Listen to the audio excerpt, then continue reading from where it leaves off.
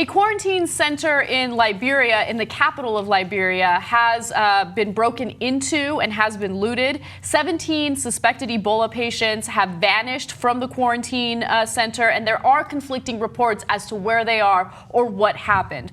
Now, there are some reports indicating that family members believe that the Ebola virus is just a hoax, so they broke into the center to free their relatives. There are other reports indicating that the patients left on their own, that they escaped. However, it is important to note that of the 1,145 people that have died from the virus so far, 400 of them were from Liberia, which means that it's spreading more rapidly in that area because of, quite honestly, ignorance toward the virus. A lot of people think it's a hoax. A lot of people don't understand how it spread. Now, the people who went into or broke into the center also stole bedding and towels and other things that were used to treat the Ebola patients, which of course means that the virus will continue to spread. Now, this is one of the dumber things that has honestly ever happened. Okay. Now, according to the BBC, an angry mob attacked the center. One of the possible motivations, again, according to the reports, is that they thought, well, if Westerners have come in with fancy medical equipment, maybe we can take it and then we'll make a killing. No, you'll get a killing.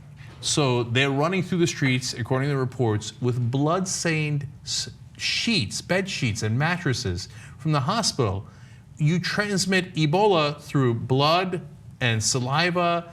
And they said some of the mattresses had vomit on it. My God, you're gonna get Ebola. You stole the worst thing in the world.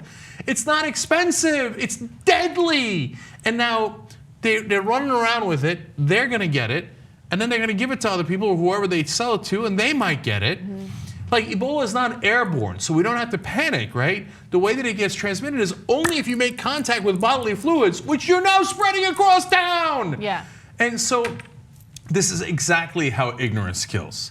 Now, there's another report that that local folks are saying, oh, it's a Western hoax. It's a hoax. You don't really have it, so just go back home or don't let the doctors treat you.